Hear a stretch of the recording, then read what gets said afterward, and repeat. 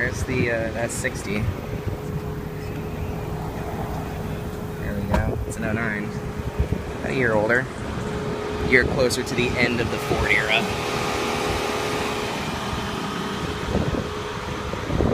I like these rims a lot better. I like this color a lot better. I like the interior a lot better. I'll let you take this for a spin when you're ready. I'll see you in a bit. Appreciate you, Pat.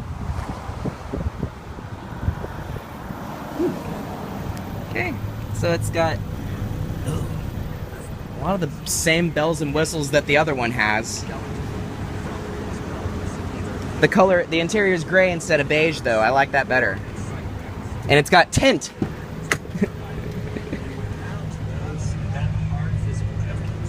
Other one had 75. This one's got 83.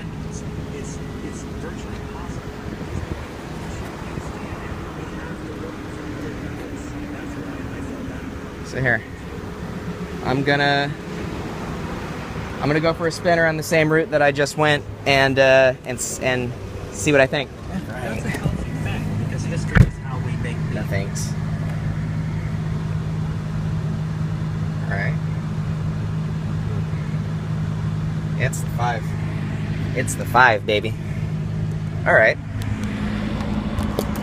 What can be said about this? Well, it's dirty in here and it clearly needs to be serviced. But that's not on the dealership at all. That does not reflect on the dealership whatsoever, but on the owner that brought this in. Okay. First thing I notice, yeah, we're gonna need some service soon. That wagon felt like it was a lot more secure. That's gonna happen a lot because I don't have a stand or anything, so we're just gonna have to deal with it. It's the 2.5T in an 09.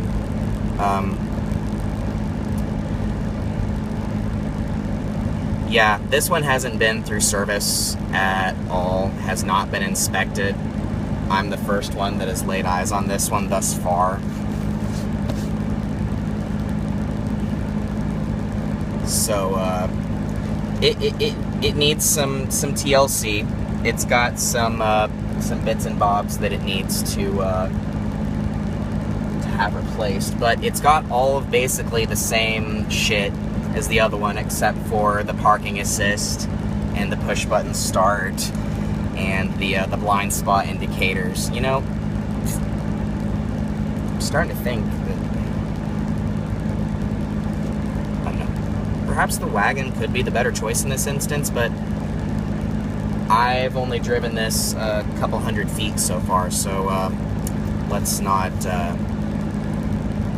make any judgments before we actually figure out if it's gonna put a smile on our face or not. It's kind of shaky.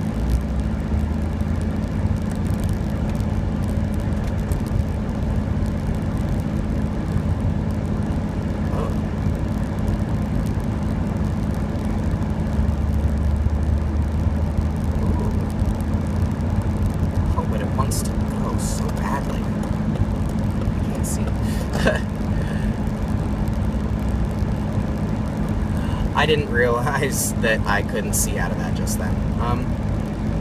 I couldn't actually check the spot. So, how do I adjust that without physically touching it?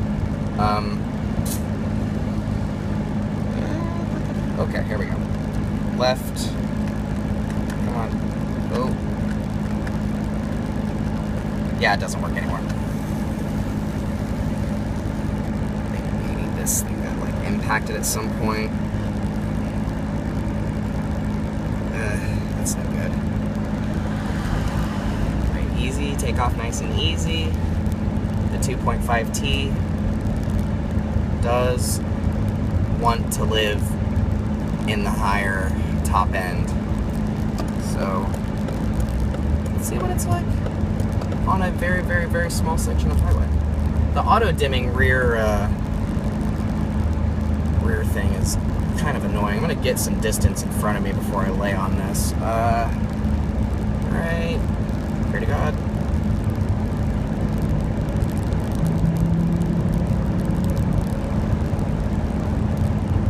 Alright, we're at 70.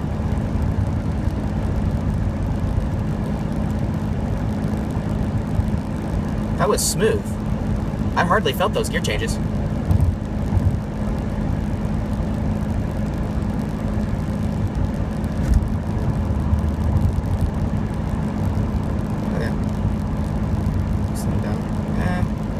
It goes straight. I definitely give it that much. Needs brakes. Needs some pieces here and there.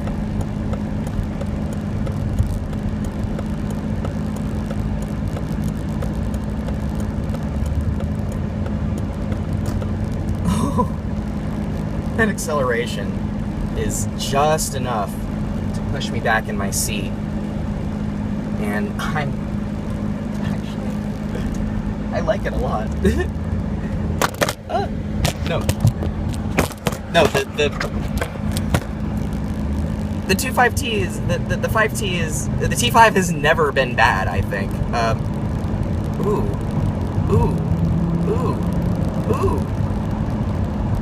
It just loves it. See, this is what this is supposed to feel like. See that? There it is. That's what I was looking for right there.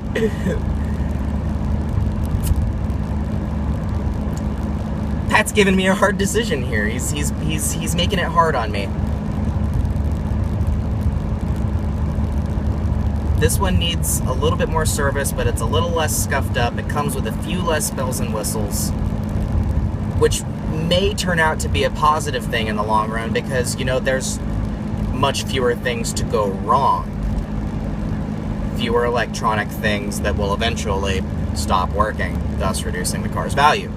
So I guess my question, it's both cars are equally luxurious. Both cars are equally plush.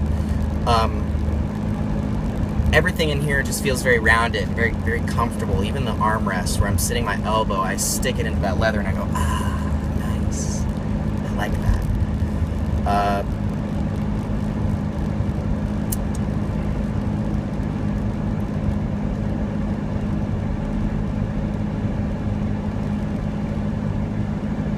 Coming up to another stoplight. Don't knock the camera over.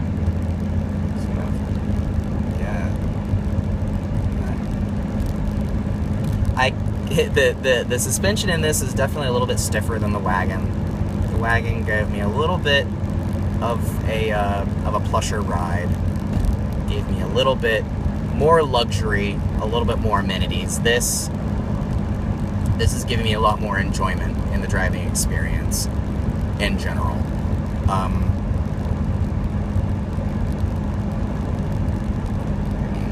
And a lot of people say that the interiors of these cars, especially this is like tapering off towards the end of the Ford era, which of course, as we all know, ended officially in 2010 whenever Geely Holding Company took hold of Volvo and decided that everything was going to go back into production in Belgium and Sweden only.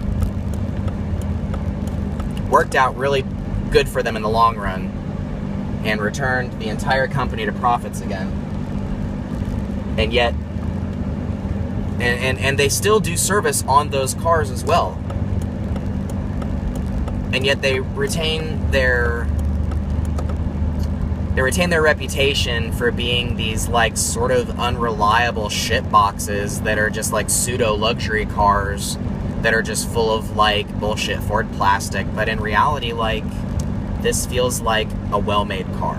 This feels solid. And more than anything, I feel safe in here. And isn't that what a Volvo is all about?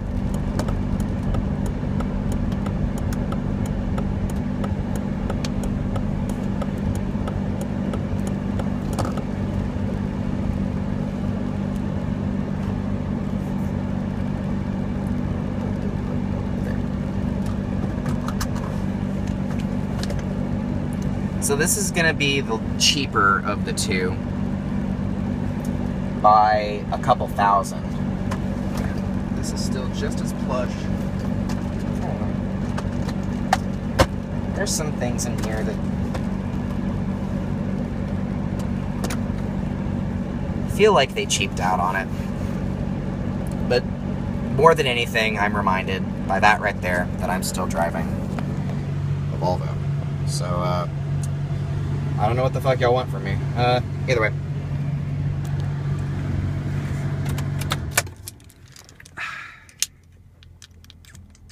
There you go. I like that.